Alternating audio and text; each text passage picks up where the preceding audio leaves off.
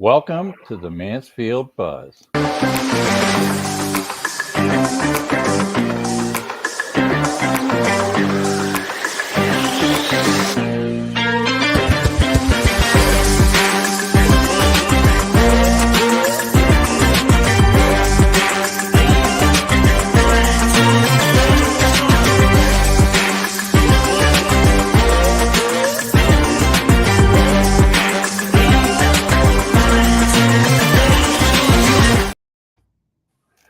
All right, everybody. Welcome to the Mansfield Buzz. It is Thursday at 2 o'clock. We're live every single Tuesday afternoon with one of the local businesses in the Mansfield, Texas, and surrounding communities.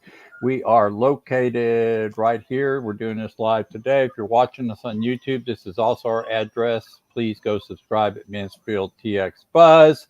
And hit that little notification bell over there so that when we do these live broadcasts, you're notified. You can come on, check out our guests. So you can see we've got a guest in here today, Jordan, and we're getting ready to talk to him. But before we do that, let me tell you this. We are booked all the way through November 14th, which means you have little time to still be on our program by the end of the year. And the other thing is we're getting ready to raise our prices just a tad because we had a price increase from our host stream server. So we are going to bump it up a little bit. So if you want to sign up before the end of the year for late November, of course, we're off Thanksgiving week, we're off the Christmas week, and New Year's, we will be off also, but you can grab an archive, okay? And we have a special Halloween show that I posted where we're going to have 6 businesses and we're going to talk about treating our customers rather than tricking our customers.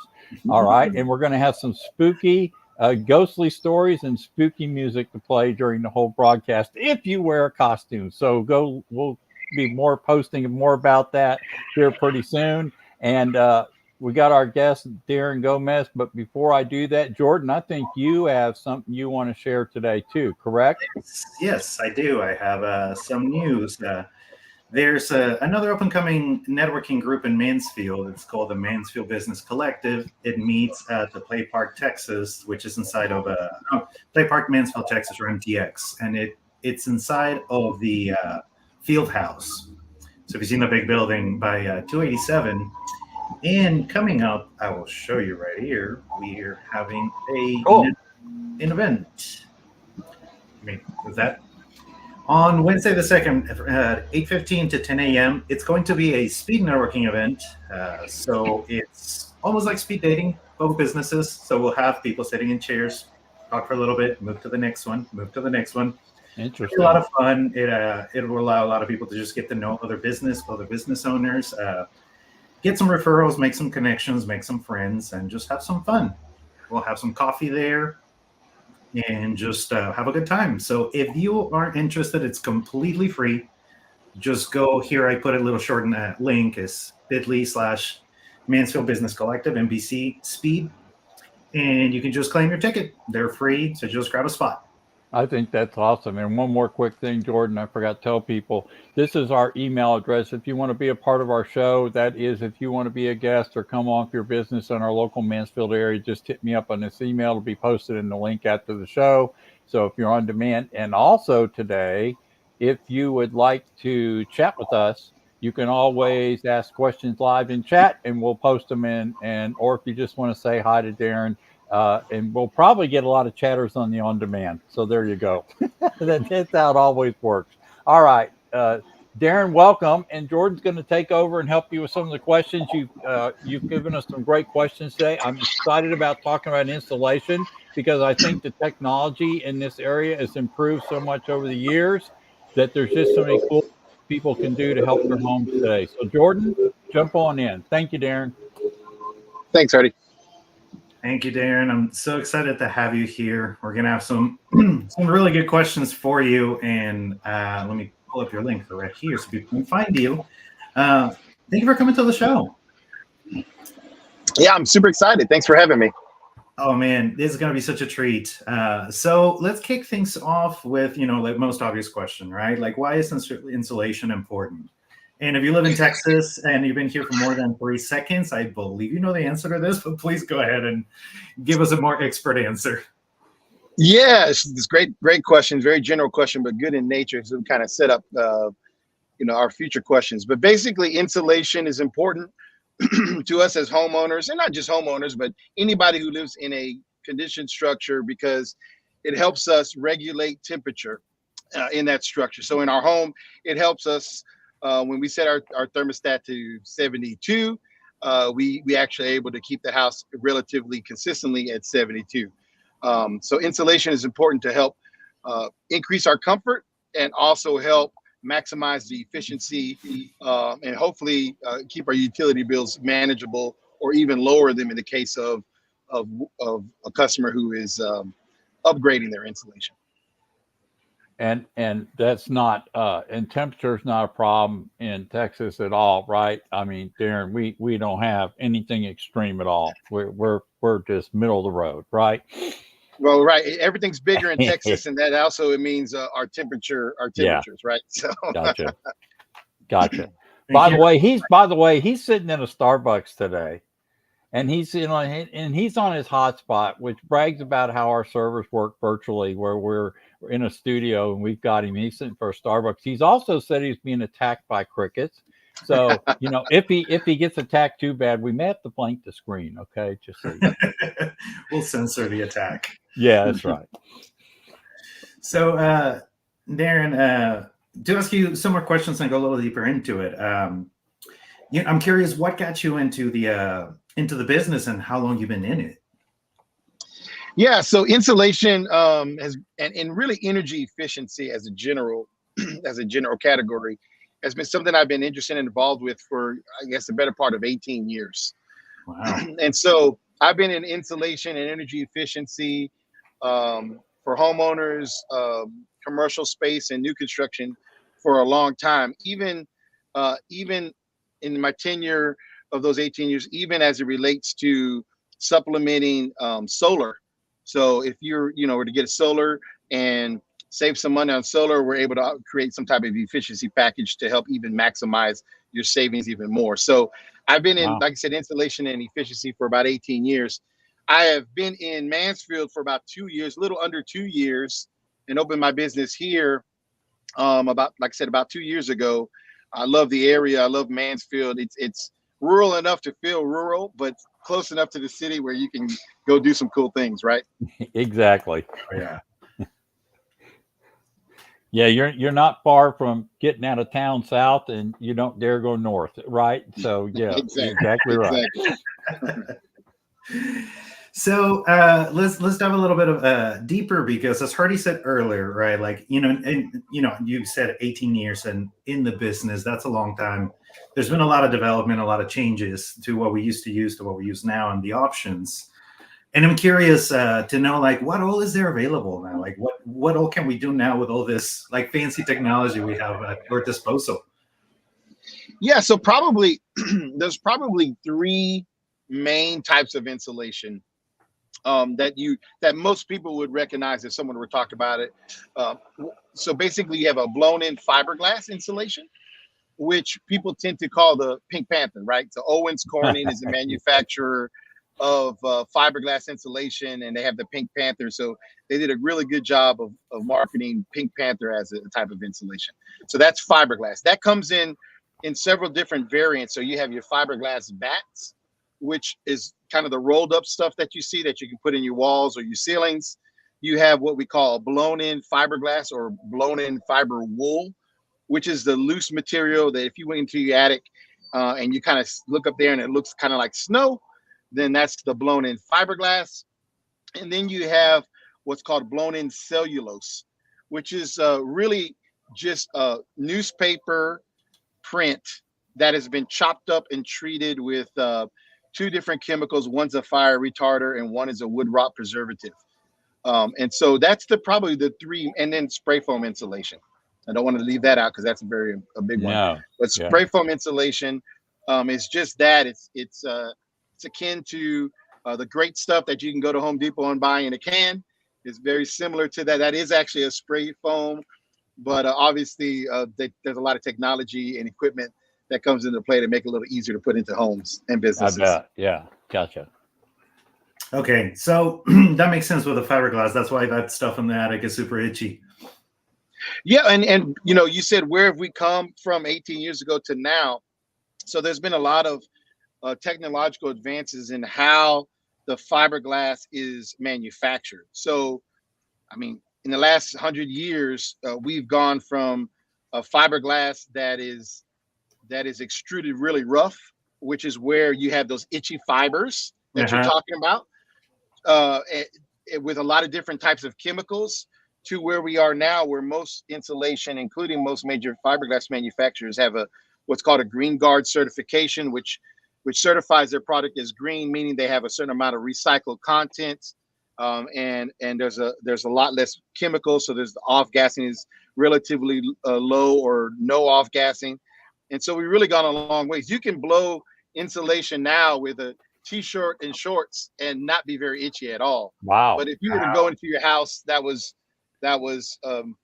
older built one more than 5 or 10 years ago and roll around, you're going to come out really itchy.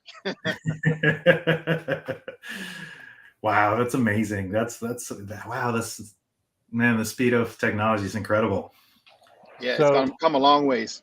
So Darren, of these ones, these are all obviously due to application, right? Is there one that you do more than the other? Is there, like for the cellulose, is that a customer choice, or is it a cost factor? What deems these different is what I'm trying to find out. No, it's a great question. So the federal government takes our climate into consideration, and then deems what is the most efficient amounts of insulation for our climate to reach efficiency and comfort. And so in the state of Texas, and Texas has come a long ways, they adopted, I shouldn't even say the latest, but they adopted a very recent version of the energy efficiency code.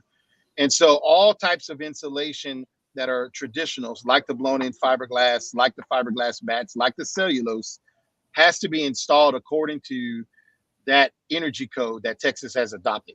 So in this case, the attic space have to have a minimum of what's called R38, and the walls have to have a minimum of an R13.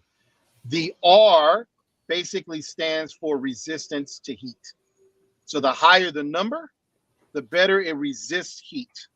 Gotcha. And so Texas has done a good job of accepting the code to kind of maximize our efficiency, if you will.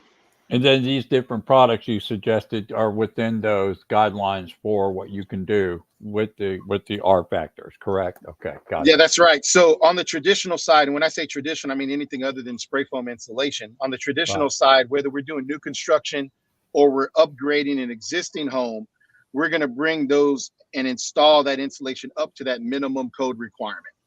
And just for kicks, R38 with blown-in fiberglass is between 13 and 14 inches. R38 with cellulose is between 11 and 12, and it just depends on manufacturer. Got it. So cellulose is an amazing insulator. You asked me what's the difference between the three. I'll kind of go through them. Cellulose is an amazing insulator. You need less material to reach the R value, so it has a little bit higher R value per inch. But it is newspaper. And so, like all cellulose material, it tends to break down over time. And in my personal opinion, and you'll get varied opinion, especially from the manufacturers, I think it's more susceptible to our humidity.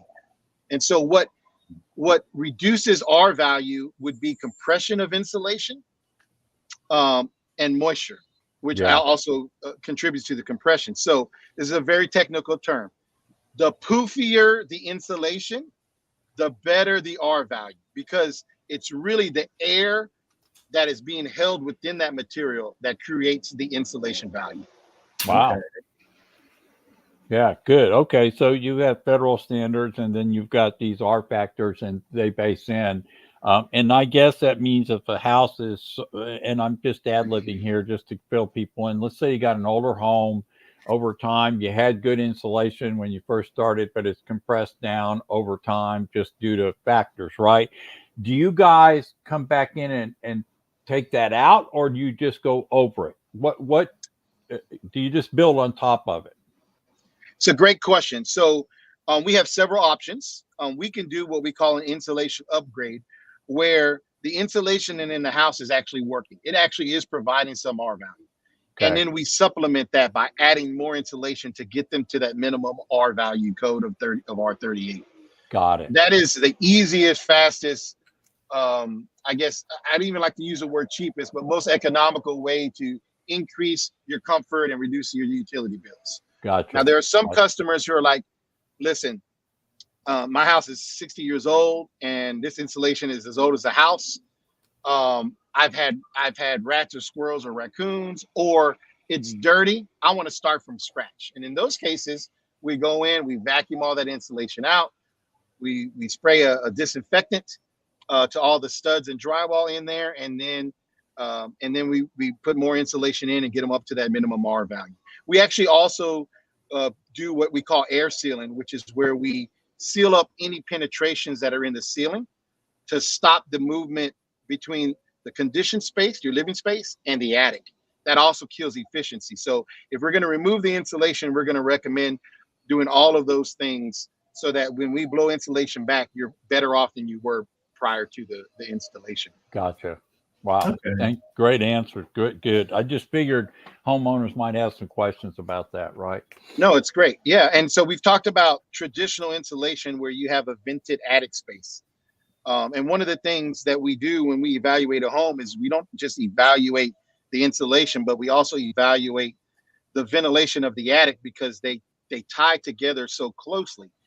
If you're not removing the hot air in the attic out fast enough or efficiently enough, then what happens is heat builds up in the attic space, and the insulation that we put down has a harder time fighting the heat of the attic. Yeah. So the cooler we can keep the attic, the better the insulation is going to work, the more comfortable you're going to be, and the more money you're going to save on your utility bill. That's awesome. Yeah. Okay. So yeah, you definitely want to vent that roof somehow. Definitely. Yes, and we provide solar attic fans because there's a lot of federal tax credit, and it tends to be the best bang for the buck. Perfect. So you guys have the capability of making sure that roof gets vented correctly as a recommendation as part of the process. That's awesome. Yes. Good. Yep. Good to know. See, I didn't know that. This is really taking me to our next question, Yeah. which is, like taking a whole home approach to insulation. And I think you're kind of touching up on this because you're thinking of more of just the attic or the walls. Like it's more of like how the whole structure works. Yeah, it really is. And I kind of gave some of my questions away a little bit, but that's okay. It's what I call a teaser. So the whole home approach is just that. We're looking at the house as a system. So we're not just looking at insulation, but we're looking at air movement between the living space and the attic space. We're looking at ventilation to make sure we're maximizing, removing that temperature out of the attic space. We're looking at doors and windows potentially. We have thermal imaging cameras where we're able to go through and give homeowners recommendations on what they can do to either evaluate, to actually identify areas of inefficiency, even outside of insulation. Like I said, maybe it's a window, maybe it's the electrical plug, and we give them tips and tricks to be able to reduce that amount of air exchange between the outside and the inside of the home. And so, did you say thermal imaging cameras? Yeah, so thermal imaging is a really cool technology. It's come a long ways. Thermal imaging cameras used to be as big as the shoulder-mounted camcorders that we used to have, and, and now they're as small as a cell phone. But thermal imaging cameras, basically all they do is they tell us differences in temperature. And so thermal imaging cameras are used in a lot of different industries, from water restoration to manufacturing, believe it or not. And so we use thermal imaging to help us identify hot spots or cold spots, depending on the time of the year, to be able to then evaluate the home and tell the customer kind of what they're missing or how it's affecting their comfort level. And it's just another tool to visually see what you don't normally see on an everyday basis, maybe even without crawling into the attic space. So I call it a sales tool, but it's really an evaluation tool to help us before we even do anything, maybe walk the customer around and say, hey, these are issues that you're having, and we can address those issues this way, or you can address these issues on your own by doing X, Y, Z. So let me ask another in between question here. So a homeowner calls you out generally. I don't know if they call out of the clear blue sky. Is there issues that the reason they call, like for instance, they're saying that their house is staying too warm or in the air is running all the time? It could be a lot of factors, right? They notice that the house feels too cold in the winter. I mean, what are the factors that drive somebody to actually pick up the phone and call you guys? What would you say, top 3, top 2? We can do top 3. So the first one is comfort. First and foremost, people want to be comfortable in their home. If they're paying a high utility bill, they want to at least be able to set their thermostat and be comfortable in their home. With comfort, that means their AC is running all the time and it never cools off until midnight, right? That drives it. A high utility bill. People get their utility bill in the middle of summer and it's $600 and like, oh my gosh, I've got to do something. That drives them. Yeah, that drives them, and they're interrelated, obviously. And so those are probably the top 2 as it relates to what's having people call me. And then kind of as it still relates to it, but if there's a specific room in the home, maybe the rest of the house is comfortable, but there's a room that's hot or 2 rooms that are hot, and they've already called their AC guy, and their AC guy's like, no, we're okay. The AC is working fine, and that'll drive them to call me as well. Okay, gotcha. And so those are probably the top 3, and they're all interrelated. Total sense. It almost sounds like that you guys would prefer to do an evaluation if a homeowner calls first, rather than just say, yeah, we need to come out and put some insulation in. It sounds like to me that this whole process is knock at the front door, walk around with the owner, see what's going on, do inspections of attic, look at everything, and get a feel for the home, right? And then come back with a proposal kind of thing. Yeah, that's the best way. And just by the nature of Texas and the lack of licensing for a lot of different building trades, there's a lot of people who will give a quote over the phone, where a homeowner may call and say, hey, this is what I want, how much is it? And I'm not opposed to doing that, but what homeowners miss is the expertise, right? Is the ability for us to go and evaluate the home and maybe even say, you know what, you don't need insulation. I mean, there's many times we walk into a home and go, listen, your insulation is fine. We think it might be X, Y, Z. And that kind of falls into that whole home approach. I'd much rather get a referral from a homeowner that doesn't need my services because I was upfront and honest about what they did need, versus take somebody's money and then they found out after the fact that they didn't need to do it or it didn't change anything. And so that's very important. So yes, Curdy, to answer your question is, I'd love to go out, do an evaluation. 45 minutes to an hour is all I need. We can go into the home. We can evaluate it. We can look at the house as a system. We can look at the ventilation, the insulation. We can hear the customer's complaints about their comfort or their utility bill. They can show us, and then we present an estimate before we leave the home, and they can make an informed decision. That's kind of our perfect scenario. Good. Yeah. So Jordan, I'm kind of curious about the next question you're going to ask him. With the air, so we talked a little bit about the air sealing. How does that help the homeowner? And I'm imagining whenever you're coming in with to evaluate a home, like that is one of those things that probably might not be on people's radars. Yeah, it's like I'm getting a lot of hot air, but it's like you actually, like, what you have is a leak. Right. And so it's air, and I actually made this error when I did it's air sealing, like SEALING, to seal something, and not air sealing like the ceiling of your house. But basically, what that means is, you remember that energy code I talked to you about? Yeah. The energy code also dictates how many air changes per hour a home should have. And so when you're building a new home, contractors are being held, or at least I should say they should be held, to a certain amount of air changes per hour. That means that all the air that's in the home exchanges to the outside one time, right? And that's an air change. And then we have to calculate how much of that air changes in 1 hour. Wow. And so the lower the number, the least amount of air is coming in from the outside into your living space. Now, the code that Texas adopted says that we should have 3 air changes per hour. So that means that in an hour, however many cubic feet of air you have, 3 of those airs are gonna go from the inside to the outside, or the outside to the inside. I can tell you that homes that are more than 5 years old have a higher air change per hour than houses being built now. Houses that are 10 years old, 15 years old, 20 years old can have in excess of 20 air changes per hour.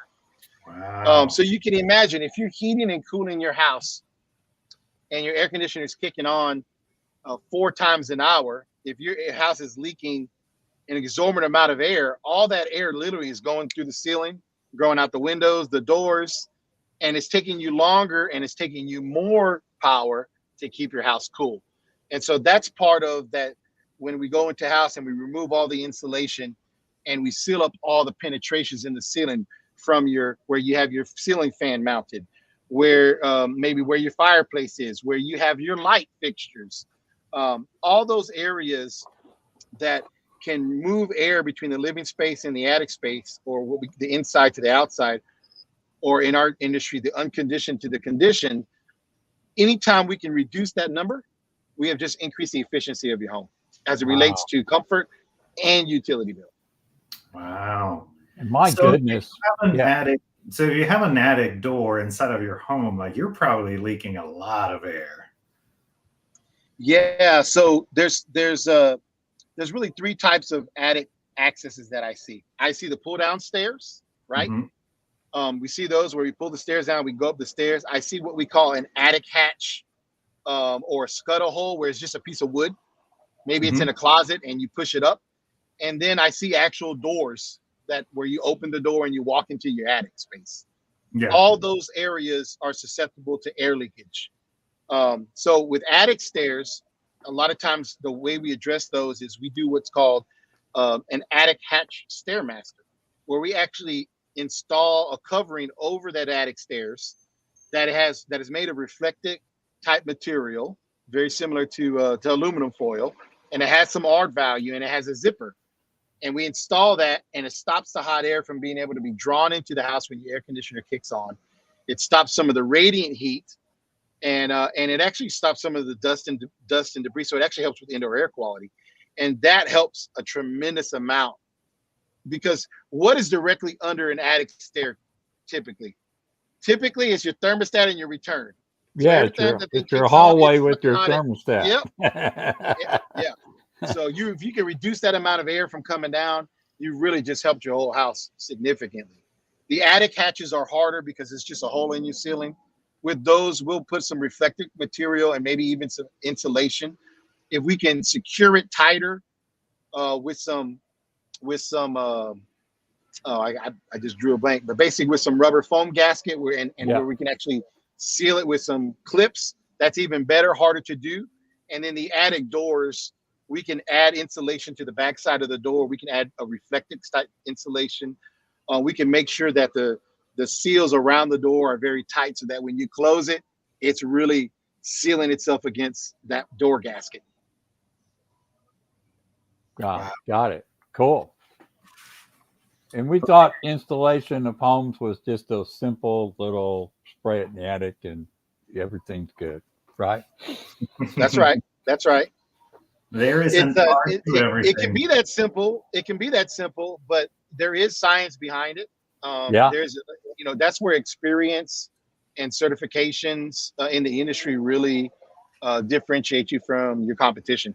Yeah, I was already thinking that out to myself when you start talking about all your experience in this. I was thinking, here's a guy that you can tell has umpteen years of experience in the home installation business. And it sounds like to me in this business, you would want somebody that has that experience. I mean, there's things I'm sure, Darren, you've seen between the lines that nobody else would catch, right? I mean, you've kind of seen things that maybe somebody else had that doesn't have the experience of you. You just learn from being in the situation day after day, day after day. Correct? Yeah, I mean, there's a lot to say about that for sure. I don't know everything, and I haven't seen everything, even in the 18 years I've been doing this. I still have people that I call and get advice from, and I think you should always want to learn from other people's experience as well as your own. But I think what's very important is if you're going to be in an industry and be taken seriously, but not only that, but really provide expertise to the homeowner, you need to really learn your business. Yeah. And so, I have what's called the BPI certifications, which is the Building Performance Institute. It's very akin to a CPA getting certified, right, and getting licensed. We have to have building science knowledge that is tested via a test, and then we have to have field experience that literally is tested in real life in a home situation where you have to do XYZ, and then it gets scored, and then you get these certifications that are really beneficial to being able to understand your business and be able to explain it to others. And so I think BPI certification is absolutely something you should do, even on the most basic level, if you're going to be getting into any type of efficiency or building science type business. Yeah, and Darren, when I try to learn something from other people, I try to be the dumbest guy in the room. So just so you know, okay. Man, that's the best, because I love dumb questions. Let me ask you one now, actually. What's better, traditional insulation or fiberglass? Like, which one's the winner? Yeah. So what's better, traditional insulation like the Pink Panther stuff, or spray foam insulation? And when we start talking about spray foam, we have to change our thought process. So when I say traditional insulation, like I indicated before, I'm talking about what we would consider what's quote unquote normal in a house, right? You go in your house and you see the insulation in the ceiling. The attic is really hot. Hopefully you have some soffit vents and some type of vent on the roof, whether it's a ridge vent or what we call a turtle vent or a whirly bird, something that is promoting the removal of that hot air. That's what I consider traditional insulation. And that's where that attic space is still considered outside, and your living space is the space below your ceiling.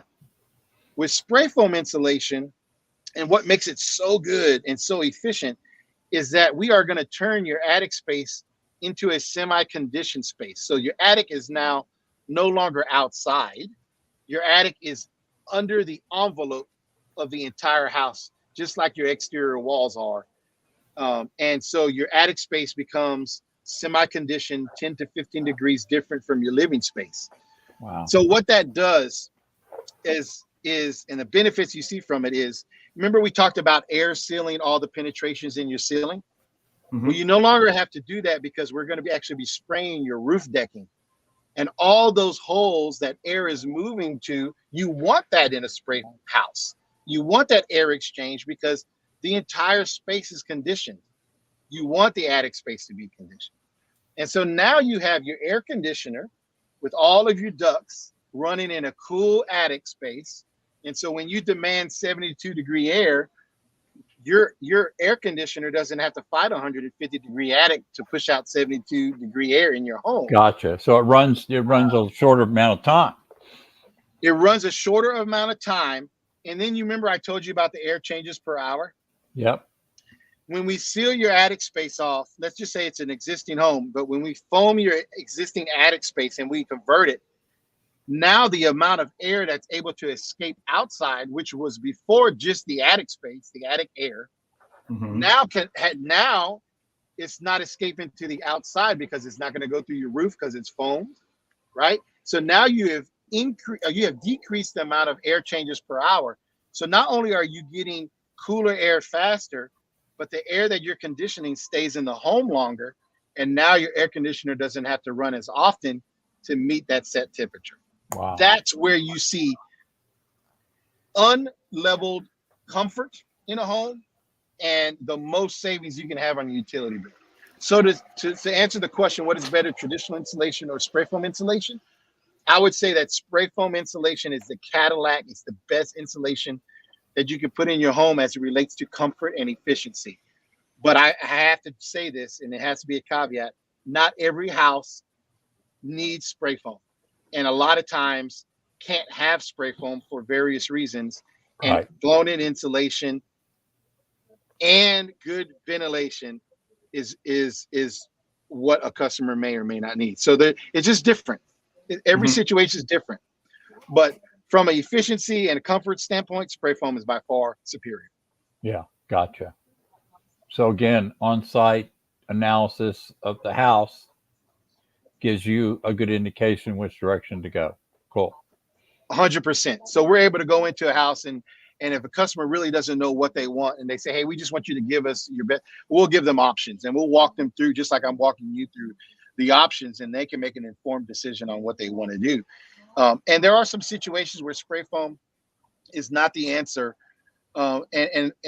Typically it's because of their air conditioning system. If you have a gas appliances in your attic or a gas furnace, there's a lot of extra steps you would have to take to be able to make that house qualify for spray foam insulation, which increases the costs.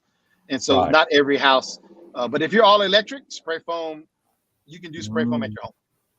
Yeah, because I was going to say in the attic, a lot of times you do have all the gas connected to, and you might even have your tankless water heater up there that's connected to gas. So you'd have to be real careful about how you move stuff around, or if it's even economical to spray around it, because you might have to get up there for emergency reasons. So yeah, it makes total sense. Got it. So that's why you have to see it. I get that. All right. That's why you have to see it. That's why every house, that's why the question is every house suitable? No, every house is not suitable. A lot of them are, a lot of them aren't. And it's not that they can't be made suitable, but sometimes it's cost prohibitive to do so. Yeah.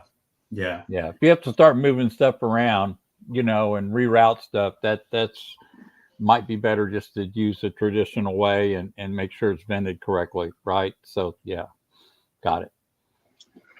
How about this one? He might be able, Jordan, he might actually be able to give us an estimate on this. Oh yeah. So what do you think is the average cost of installation for a homeowner? Yeah, this is a kind of a double-edged sword, but on average, so an average house in America is between 1,500 and 1,700 square feet, believe it or not. Average house. If they were to do an upgrade, so they have some insulation in there, you're gonna be between 1,500 and let's just say $2,000. That's probably an average upgrade. If we were to start from scratch and do that whole house approach where we remove insulation, we add insulation, we air seal, I mean, you're going to start running, you're going to start running double that. Okay. So maybe $2,000 to $4,000, or $4,000 to $5,000. So it all just depends on what the homeowner is trying to accomplish. So the average cost of insulation across fiberglass, spray foam, just averaging out all together is around $3,500. Yeah. Okay. Is there a significant difference between the foam price and the spray traditional insulation? Great question. So spray foam insulation typically is going to be at least double traditional insulation, 2 to 3 times more than traditional insulation on average. So if you were going to spend $3,500 for an upgrade, you can expect to spend $7,000 with spray foam, give or take. Okay. But there's a long-term trade-off for that too. So yeah, you get that. So absolutely. So it's like anything else in your home. If you're going to be in your home for more than 5 years, then you want to invest in the efficiency and the house itself, right? So insulation is just in general is going to increase the value of your home. And people go, well, how do you determine that? Well, there's a lot of studies, and the Department of Energy has talked about that. But I'm a common sense guy. If you're selling a house and you get an inspection and it's insulated properly, you don't have to pay extra money to get that insulation upgraded or come off your sale price. Boom. Sure. You've already gotten that value out of the house. Right. Koala Insulation Southeast Arlington is also a Pearl certified contractor. And Pearl certification basically is a certification for the top 5% of contractors in the HVAC insulation solar space, anything related to energy efficiency. And the great thing about this service, and we offer it free to our customers, is that you get a third-party certification, but you also get what's called an appraisal addendum. So all of the money that you spend to make your house more efficient, you now have it documented on a form that you can hand to the bank and go, oh, by the way, when you send an appraiser out, you have to take XYZ efficiency upgrade that I just did on this house into consideration for the value of the home. Yeah. Pro certified homes see a 3 to 5% increase in value because you're able to document it on a form that's acceptable to that industry. Wow. Yeah. That is phenomenal. Yeah, that's crazy. So I would imagine that because people have wanted to sell their home, are trying to get all the money they can today, right? Because of the market we've been going through earlier in the last 2 years. But it seems like to me a lot of people now decided they don't want to pay all that extra money for a new house, so they could borrow equity in their older home, right, to do all these upgrades. So, and because they know they're going to be there a little bit longer, and then they could get credit for that, some tax write-off, and also the benefit of when they do sell it, they have all these upgrades to prove their appraisal amount, which was what you're just talking about. So there's creative ways to get all this stuff done. Not only do you guys offer financing through your company, or do you make them go third party? No, I have a couple of financing opportunities for my customers. So that I offer financing to customers, and a certain percentage of my customers do finance depending on the cost of the job. Sure. As you indicated, Herdy, there are federal tax credits under the 25C. There's federal tax credits up to $1,200 for insulation. That same appraisal addendum through the pro certification, if you were to refinance your house, which means you're going to get an appraisal, you can actually also prove to them that there's more value in my house. Maybe you get a better rate. Maybe there's a lot of pieces in there. So it's the insulation. The Department of Energy says that insulation is one of the best investments in your current home. You can look that up. That is phenomenal. I believe it, especially in Texas. We know it gets super cold up in the north, right? In the winters. I'm not going to go live where it gets 30 below in North Dakota either. But, but here, the hot is such long term. I mean, it starts in May, June, and goes all the way through October, almost November, where we're staying above 80 degrees. So, so the idea that your house, I'm thinking people's houses that are 12, 13 years old, right? That are sitting there wondering if their house could be better and energy efficient, including the upgrades to insulation. So, all right, Jordan, enough of my rambling on. Hey, that just got me thinking, because I love it when you can stack things, and this is one of those that I do too. Stack, theoretically you could take a home equity loan, then cash in some government rebates, invest in upgrading your insulation, lower your electricity bill, get a smart home. Yeah, get it certified, get that actually added, like legally added to your appraisal, reappraise your home, and see what happens to that original loan that you took. Yeah. I mean, and listen, we're just now starting to see some of the effects of the IRA tax credit that was passed in 2023, where even more rebates. Great question. When is IRA legislation? When do we benefit from it? So the IRA that was passed in 2023 actually is going to offer homeowners instant rebates for energy efficiency upgrades. And I'm not just talking about insulation, but I'm talking about changing out your stoves, changing out your air conditionings to a heat pump, changing out your water heaters to a heat pump. There's a lot of pieces in there where participating contractors are able to go, okay, Mr. Miss Homeowner, you want to upgrade your insulation and maybe change your water heater to a heat pump. It's $12,000. There's an instant rebate of $4,500 from the federal government. Oh, and by the way, you can still get a 30% tax credit up to $1,200 for your insulation, and $600 off a tax credit for your water heater. And so now the bill is $6,000. You're going to expect to see a 30% reduction on your utility, but like that's what Texans are going to be seeing soon. They just now, Texas has just started to submit the application for that. There's a few states that are ahead of us, but Texas has been allocated $650 million, the most out of any state in the nation, for these rebates. And so it's coming, and we're expecting to see these rebates hit the ground summer 2025. And so there's a lot of ways to increase your efficiency of your home through insulation, air sealing, more efficient utility, more efficient appliances. And it's going to become even easier for Texas homeowners to be able to do that. Wow, that's phenomenal. Can we look up IRA legislation right now? Is it somewhere online where we can look? Yeah. Not right now, but I mean, can we look that up? I'll post a link if I find it within the description after the live, if that's okay. I'll try to find it for you.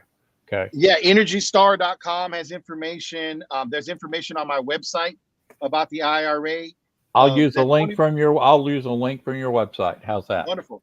That Okay, 25C tax credit is now. You don't have to wait. 30% up to $1,200. That's now. You can use it today. If you need some tax credit, whether you have a home or multiple homes and you want to get a tax credit, then you can actually increase your efficiency and get a $1,200 tax credit on your taxes. So there are things that are available right this second. So, Jordan, every week I'm amazed that we go with these questions, and we've been on 46 minutes already. Yep. and tons of great information. So you can see, Darren, and to our guests watching, not only live but on demand, this is his website, but he also was kind enough to put this out here. So let's share this. Darren, this is the phone number where they can just direct call, right? If they listen to this and decide they want to call in and get with you guys to either evaluate or find out what they need to do, just call this number. It's listed on the screen. We'll make sure we post that inside the YouTube description box tonight when we set up the archive for you. Yep, that's my mainline number. You can call or text that number, either one of those two things. And I know we've gone through most of our questions, but I would guess that if somebody were listening to our podcast today, they would ask this question: what are the downfalls or the pitfalls to doing spray foam insulation, right? Mm-hmm. So everybody always wants to know That's a great question. It's a great question. People ask it all the time. When shouldn't you do it, or what are the downsides to spray foam insulation? Okay. And I would say this. This would be my answer. All right. Spray foam insulation in most cases is your premium product and can be applied both on new construction and existing homes, right?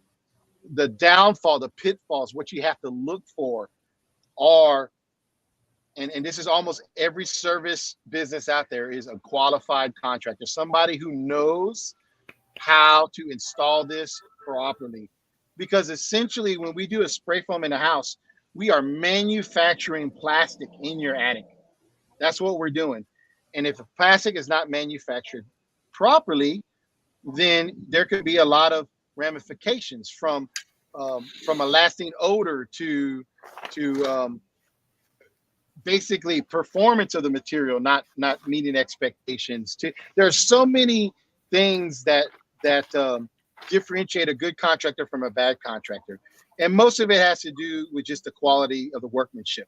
And so I would say spray foam insulation in and of itself is not a bad thing. Where we see horror stories, where we might Google something and go, oh my gosh, I'm never going to do spray foam, is when contractors are not qualified or they don't stand behind the quality of their work, and they do a poor job. That's really where you start to have major questions about the integrity of what you bought and what you paid for, and problems and potential lawsuits. But I think if you find a contractor, and there are some really good ones in our area, right? There's a lot of good ones within 25 miles of Mansfield, but there's also a lot of bad ones. And so due diligence, ask questions, the same questions that we're going through today. Look at the Google reviews. Those are amazing. A legitimate business is likely not going to have 5 stars for everyone. There's going to be somebody who wasn't happy. See how they respond to that, right? Ask a contractor about that review. Hey, why'd you get that review? Well, let me explain this. Like, anybody who has some integrity is gonna be more than happy to talk about those type of things. But you want the good to outweigh the bad. Well, listen, I've said this all along, and that is true, that every service business, you're not going to make every single person on this earth happy. And as long as you reply and you're honest in your reply of what happened, you're fine. Because reputation management means how do you handle good and bad, and that doesn't mean you're a bad business. And I can't believe you just said that, because I've been evangelizing that point since I can remember. So good for you for realizing that. And I'll tell you something else. I have already learned from doing enough of these podcasts. Jordan probably will agree with me. And that is what we've learned is from talking to all you folks in the service industries is this experience and doing this for years, is the thing. It breaks the difference between having a good person in your home doing this work and a bad person. Right. So you're looking at a good one, right? You're looking at a good one right here. I know this because you've been in the Mansfield Network group and gotten to know him. And I will tell you that these guys do excellent work. So listen, I tell my customers all the time, when I say, listen, we're not perfect, but when we make a mistake, we're going to own it and we're going to fix it. We're going to make it right. Yeah, and I think any service company that can say that with integrity and do that, it doesn't matter what their reviews are. People are going to recommend them, because we're not perfect. Nobody's perfect. There's only one person who's perfect, and that's not me. And so we just got to make it right. Darren, we're bumping into the hour. We're gonna do this. See, I was able to actually play out music today. So, I really appreciate you guys having me on. It's been a pleasure. Well, listen, guys, we want to tell you we're on every single Thursday at 2 o'clock to 3, and we talk to local Mansfield businesses. And you know what? Come join us. Darren, thank you. Koala Installation Services, Southeast Arlington. Go check out their website. I'll be posting this later on tonight for archive. Darren, thanks again, and y'all have a great day. Jordan, say goodbye. Good night, y'all. Bye.